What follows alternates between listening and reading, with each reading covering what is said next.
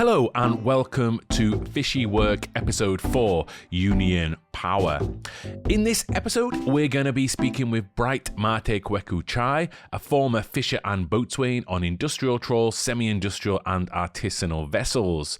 Bright now acts as a local chairman for NUSPAW, the National Union for Sea, Port and Allied Workers in Ghana.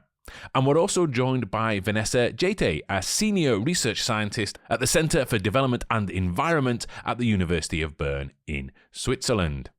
Vanessa and Bright joined me after an intense workshop they were both at in Ghana, which brought together various stakeholders, researchers, trade unionists, representatives from the local state, who are all working together towards improving or trying to improve the working conditions of fishers. We talk about the International Labour Organization's Work in Fishing Convention, C118, also the role of fish mummies, that's the local female fish traders who also can lend money or pre-finance trips, trawlers, which are referred to as China at one point because of who owns them, along with many, many other things. I just wanted to give a quick local terminology heads up before diving into the conversation. As always, please do stick around at the end for our Not in the Net Alin Kadfak, who as ever has all her hot takes on the conversation that she just listened to. All right, let's get on with the episode. Okay, and it gives me great pleasure to welcome Vanessa and Bright to Fishy Work. How are you both doing today? Yeah, good. Very well, thank you.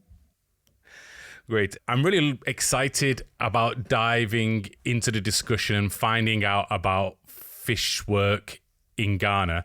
One of the things that we've covered so far on the podcast has been some of the troubles faced at sea, some of the issues faced by fish workers when they're sometimes exploited, both physically and in terms of their pay and so on, by captains and by the systems at work. But I think we want in this episode really talk about how people are organizing to make things better. And I think you two are the best two people to possibly speak about this from a particular case's perspective, but I think in general it's going to be pretty interesting for other people in other situations as well. I think it's going to be super interesting for people in other contexts as well to understand how you've been organizing and what you've been doing. So let's start there. Like, what is the situation in Ghana at the moment with fish workers? What have you been doing in terms of organizing, and what are the main channels through which you have been trying to improve the working conditions of those who labor at sea? So 2 years ago, I was here in Ghana and I was doing a study on safety and labor conditions of fishers, both in the industrial trawl fishery, but also the semi-industrial and artisanal fisheries. And at the time, working conditions were really very bad. And we had a workshop at the end of this project and brought together a lot of different stakeholders to discuss these issues and to have a platform for fishers to voice their concerns to government agencies, NGOs, the CSOs, and so on.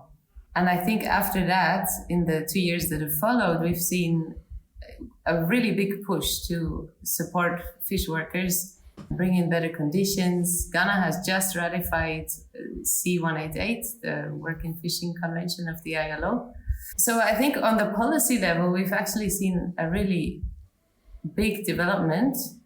But what we found out in the workshop that we've had just this week on Monday is that it hasn't really trickled down to the fish workers. They're not really seeing much of or feeling much of the effects of those policies.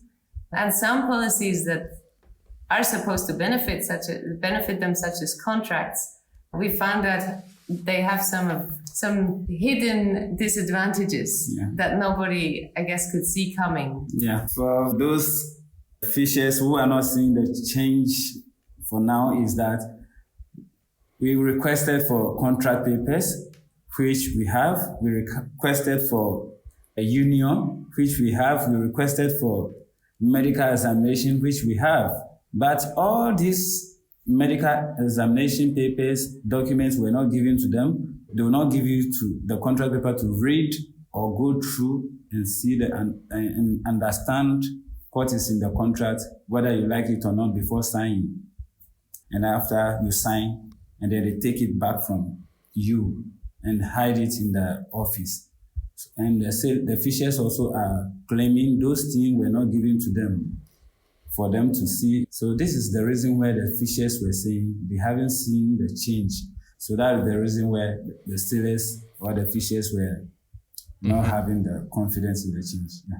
So the big question is why? You have a trade union. As you also mentioned, there's the ratification of the International Labour Organization Treaty. So on a policy level, on an organizational level, you could say there's progress.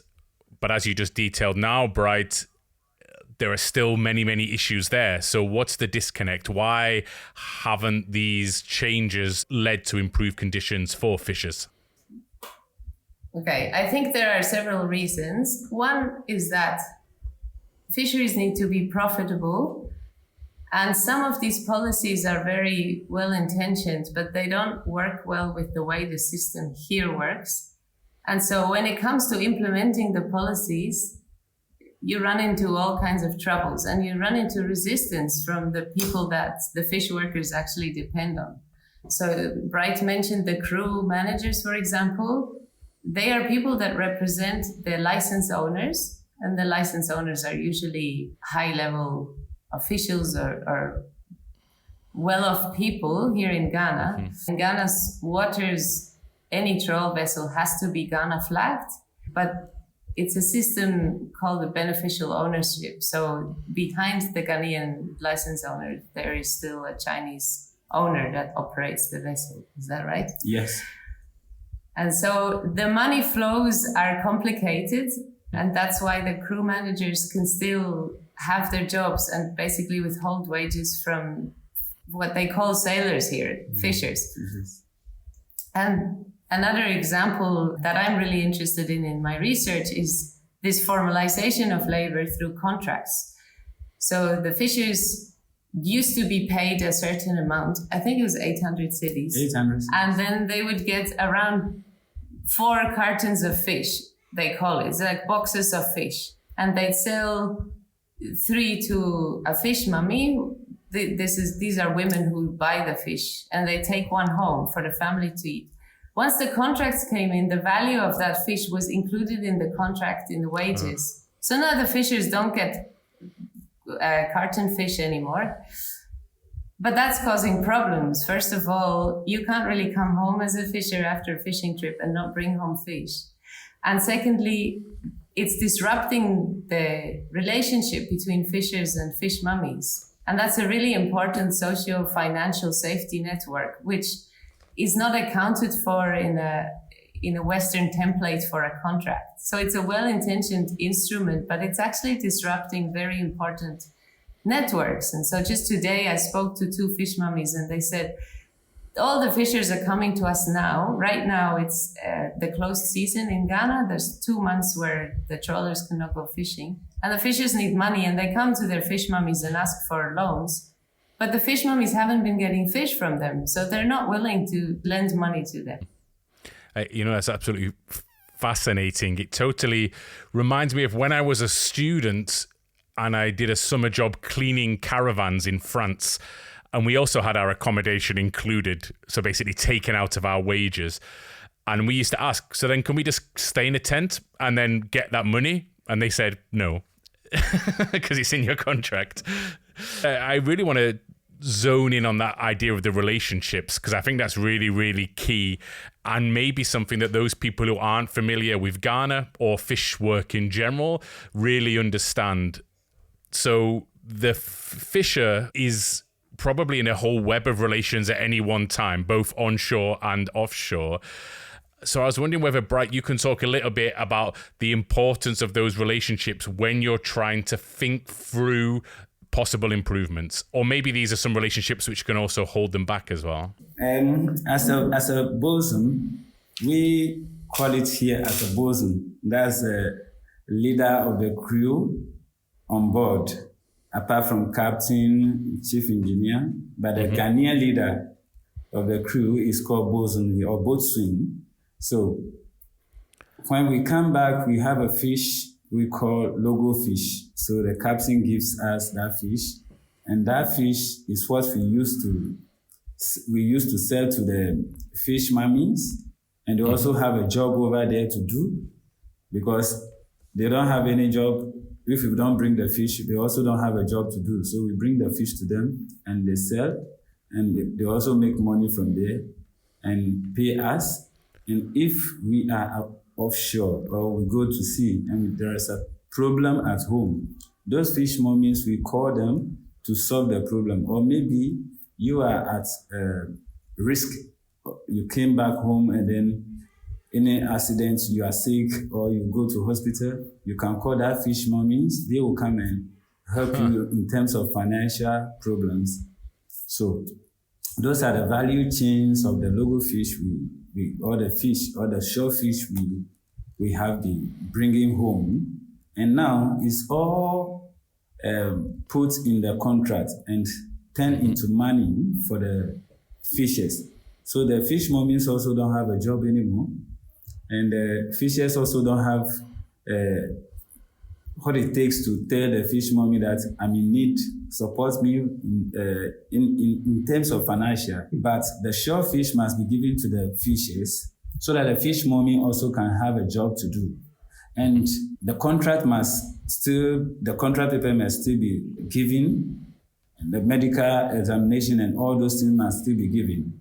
I think it's also really fascinating to talk about the other people who benefit from the local the fish. Fish mongers. Like the captain would give you fish to sell and bring him back the money. Yes, yes. Sometimes the captain also need money to go out. Maybe his payment is in China.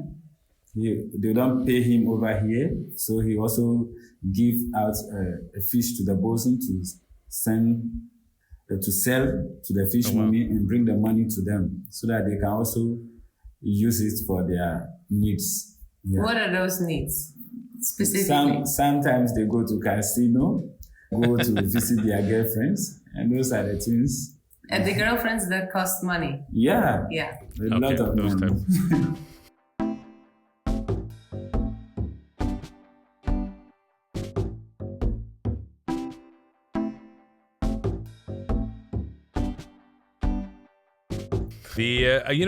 It's also interesting there. I was thinking about, I'm actually also a researcher, and I research in India amongst tuk-tuk drivers, rickshaw drivers. And on a stand there, if one of the drivers gets sick, then the other drivers, they gather some money, they take it to the wife so that she can support herself when the driver is sick and he can't earn.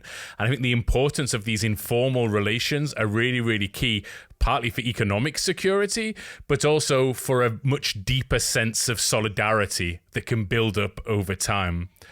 So I wonder, is there any way, if this economic relationship that exists between the fishers and the fish mummies and other people involved, if the economic relation is gone, does that mean any other form of solidarity or friendship and everything else falls to pieces? Or do you actually need that financial transaction to keep those relationships working?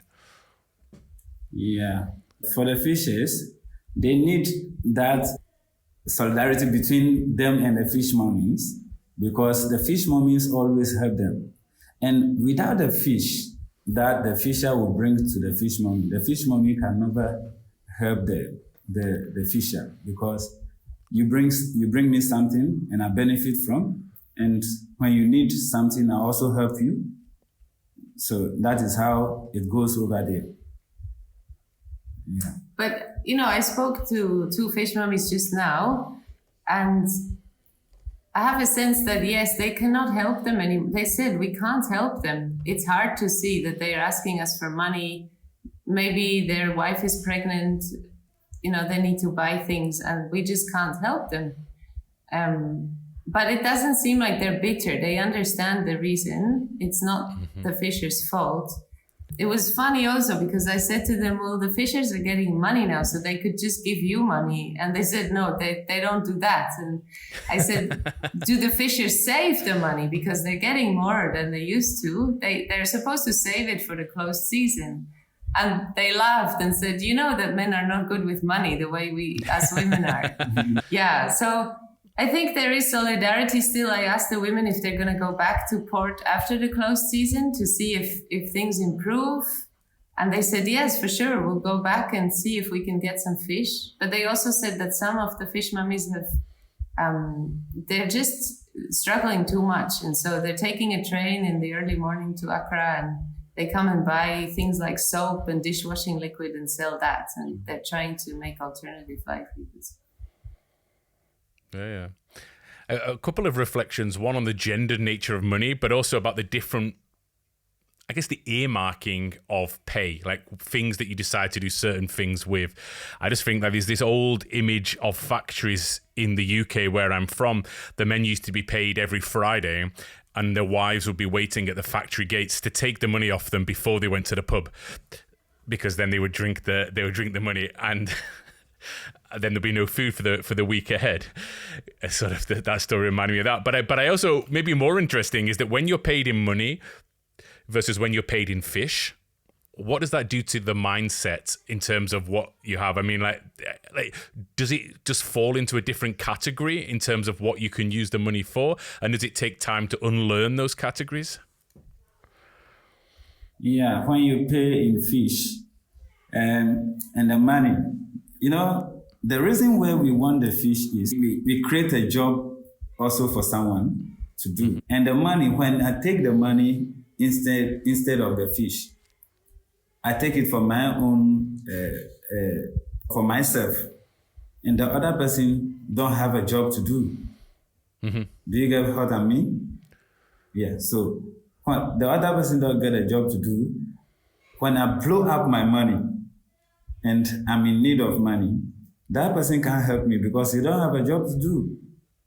So we need a fish to come back, and in some way, we need the money different and the fish also different. That is how we want it to be done. Okay, so how do you go about changing it? Yeah, we talk to our union. For the next bargaining, they can take the shellfish out from the contract money and make it a fish for us. Because some of the crew managers or the operation managers don't like the union. And when you are a fisher and you mention that I'm in the union, then they have to find ways and means and drop you from the vessel. But I think now we are picking up very well now, because most of them have seen that we came, the organization or the union came not to harm them, the operation managers, but just to, the union is there for the both employer and employee. So some of them are getting knowledge about that. So this is a new thing in the fishing industry in Ghana. Yeah, because 2 years ago when I interviewed all of you, nobody was in a union. Yeah. And I wasn't allowed to ask about unions because of the ethics requirements of my university at the time. But without being prompted, nearly half of all the fishers we interviewed said that we needed a union to fight for us and to stand up for our rights. But I think there was also a bit of misunderstanding about what a union does and what it can do and cannot do for fishers. And so I think over these 2 years, there's a lot more clarity for the fishers now about it, right? But then, 2017, we came up as a union, but it doesn't stand because a lot of operation managers or the companies say, if you join the union, we will not take you on the vessel. And we talked to them before they came to understand it. So we called most of the sailors or the fishers in a meeting and explain things, how the things will be to them, for them to understand how union can help a fisher or a member before some of them pick it up from there and then join the union fully. So most of them now are not afraid. Some of them now are not afraid to say I'm in the union, but most of them are afraid because when you say I'm in the union, you have to sack you from the vessel. Years ago, in 2017, you were threatened even with voodoo curses, no? Yes. They threatened the fishers that they would curse them if they joined the union. Wow. And did they?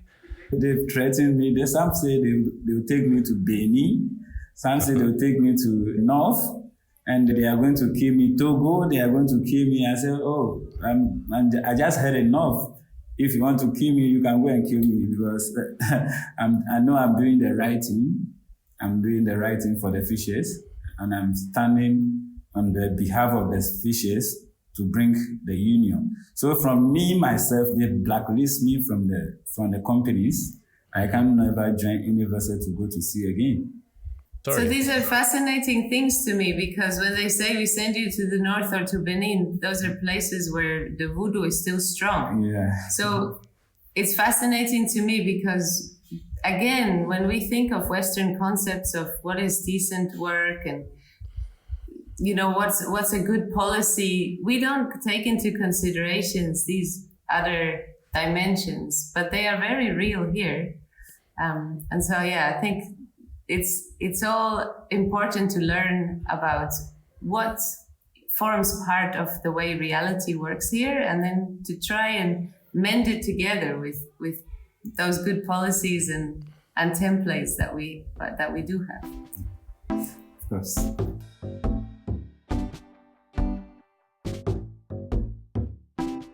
Okay, so maybe then let's take that segue and think a little bit about policy. I'm just wondering where the state is. Because if there's a company saying, if you join a union, then you're not going to be able to fish, is the state there at all to enforce your rights to join a union? Or is there someone you can turn to? Or is the state relatively absent when it comes to these labor negotiations? No, I think just recently things have changed a lot and improved a lot. So in the last 2 years, a tripartite group has formed, which is made up of the regulators, so that is the state, the labor, which is represented by the union, and then the employers, represented by the industry. So I think with the formation of this work and fishing committee, as they call it, there has been a lot more involvement and also a lot more awareness building within the government. But I think we're realizing now that there are some really well-intentioned people there. They really do want to do the right thing by the fishers, but they're still learning all of these realities. You know, they hear things about fishing and about the harbor, but then they sit in an office in Accra and it's not the same thing. For the regulators or GMA, we call them GMA, Ghana Maritime Authority. Uh-huh. They are the regulators of the fishers or the fishing vessel or any kind of vessel over here. But they don't come on field to go to the sea, to do the practicals, to see what exactly is over there. So they just sit at their office until the time the union came with awareness that we want to form a union for the fishers and all those things. So anything that the union bring up was what the Ghana Maritime Authority are using now, or the fisheries are also using now, because they don't know the actual work they have to do on board the vessels. Well, and they told us, for example, we do pre-departure inspections now, and every sailor has to have a bunk, bed with 2 pillows. Yes, and a bank account and a social security account. And we make sure there's all these things. And then all of you fishers at the table said, none of this is happening. Yeah. And somebody else was showing a video on electronic monitoring. And there's fishers there with, clearly no PPE, but also not even a t-shirt on. And just, you could see the practices, and this guy just said, is this legal? And all the fishers said, no, it's not. So it's just this disjoint between what is written in policy or what would be the good thing to do. And then I guess also probably what is reported back from the port, because maybe we should mention that the regulators also get fish, right? There's no one who doesn't get fish. They all get fish.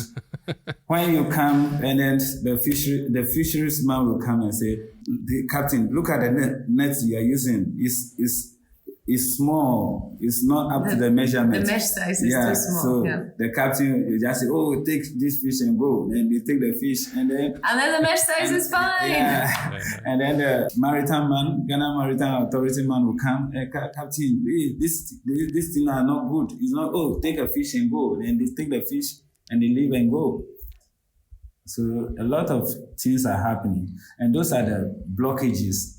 I think we don't have a good people who will come into the port to inspect the bad things that are going on in the port. So it's interesting. Vanessa before was calling it a disjoint. You're calling it a blockage. I see many different things going on here, like a sort of a drive towards formality in a very informal system. You've got policy which derives itself on an international frame versus local cultural beliefs in voodoo. You've got long-standing relationships between fishers and fish mummies, and you've got these new relationships which are developing between captains and the inspectors or the labor or the authority, as you mentioned before. So how do you imagine things moving forward in a dreamlike way?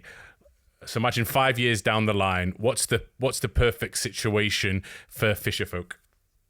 Yeah, for the perfect thing to be done in the next 5 years, we have to have honest members from the union and from the GMA, which is Ghana Maritime Authority, and then the fisheries, to inspect whenever the vessel is going, to inspect whether things are right or not, for them to be as a security for the fishers, so that we can have a bright future in the industry by the next 5 years. I see if you have all these 3 people join together to do inspections, nothing will go wrong. What about from your perspective, Vanessa? Well, I feel quite hopeful because I see how much Ghana has achieved in just 2 years. And it's really a big leap on the policy level. And I also fully understand that it hasn't translated into tangible changes for fishers in many cases. And so I can understand their frustration.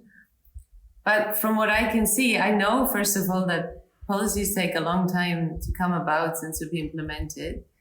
And so I'm very hopeful and optimistic because I can see now that the tripartite constituents are talking to each other, and they've told us, we used to have to send a letter and it would take a week to get to the other agency and then another week for them to reply. And now, because we have this working fishing committee, we can pick up the phone and talk to each other and say, I need you to check this in port for me. And then the other issue is the lack of trust, right, of fishers towards the regulators and even the union in some cases. And that's something the regulators, especially from Ghana Maritime Authority as well, have voiced to us.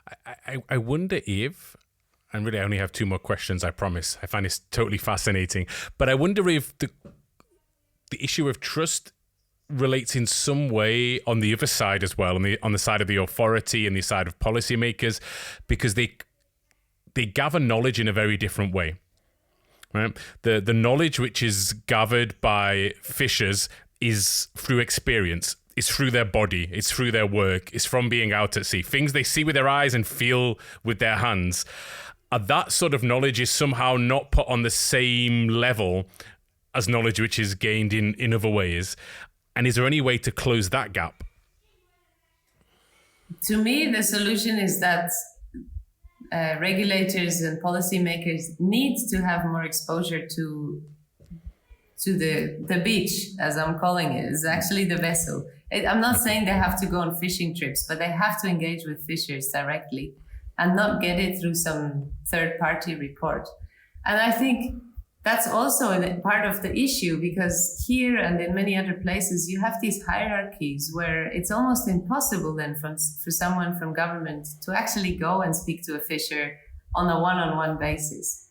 And that's something we can do as researchers very easily, right? All righty. Thank you so much both for your time, Bright and Vanessa. It's been absolutely fascinating. I could speak to you all day, but I know you're both really busy.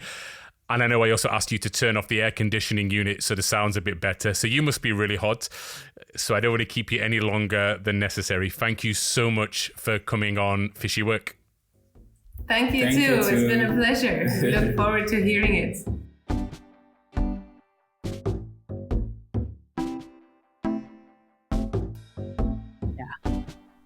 And as always, it gives me great pleasure to welcome our not in the net, the indefatigable, I can't say that word, the person who's never tired, Alin Kadfak. Hey, Alin, how did you enjoy listening to Vanessa and Bright?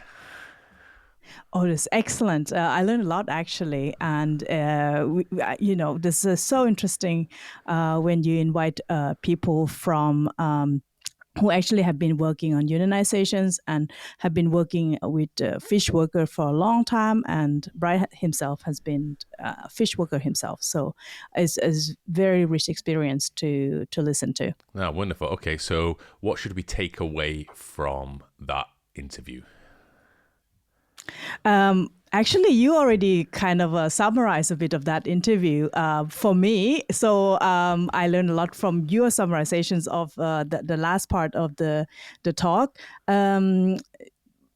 Maybe we say two things. What we learned from this podcast is that, as you mentioned, Ian, the formalization of labor rights and union may lead to certain bondage. And I think what Bright and Vanessa was mentioning is that, when you formalize something, and similarly to the case of Thailand, we have new problems, which I call it a document bondage in the case of Thailand. But in the case of Ghana, there's different kind of bondage, and the flow of the money has not been has been limited, right? So the individual worker become more formalized, but it didn't actually create more trust among workers themselves, right? So that's one thing. So the formalization doesn't always lead into a good thing in terms of unionization. And it's rightly so when you say about the creative solidarity. So it might actually lose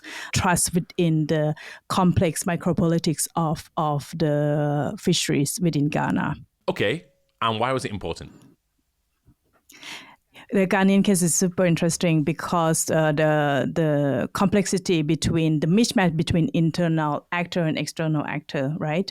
As Vanessa mentioned, that EU has gave yellow card twice to Ghana, and they're trying to improve the situation and on illegal fishing, is particularly on the cycle fish, right? The transshipment from the large-scale trawl to the small-scale fishing that carry those cycle fish from the long-distance trawl into the harbor. The top-down policy actually miss out a lot on the complexity of micropolitics of Ghanaian fisheries. And I really like how Vanessa mentions about the fish being currency, being a social glue among the actor, without understanding the complexity of these different actors on the ground, we cannot improve the situations of illegal fishing. So that's where the Ghanaian case become very interesting and very current debate in the attempt to try to improve the illegal fishings worldwide. Wonderful. Thank you so much. Dare I ask the question? Do you know where I'm going next month? What's next on Fishy Work, or is it a mystery still? It's still a mystery. Let's think it through. They can go anywhere. It can continue to be union, or actually I'm thinking about masculinity, which might be a possibility that I think we actually haven't have gender into fishy work. Okay. And it's something that I'm not familiar with, so I think I want to learn more on that part. Brilliant. Okay. What do you think? Yeah, let's do it. I'm looking forward to see where you send me next time. Thank you so much again for all your amazing insights, Alin, and see you in a month. Great. See you then. Bye.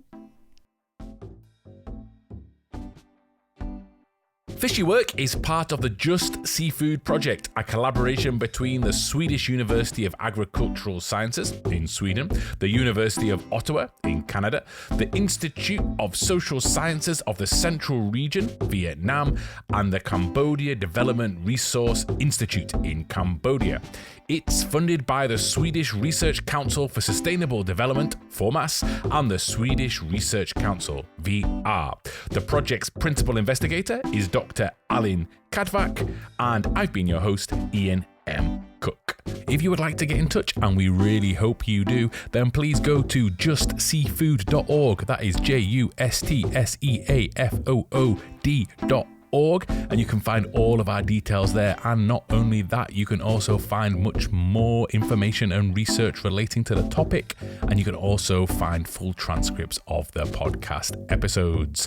Finally, everybody says it in podcast, and everybody says it because it's true, that please do leave ratings and reviews if you are so inclined, because it really does help more people find out about the show.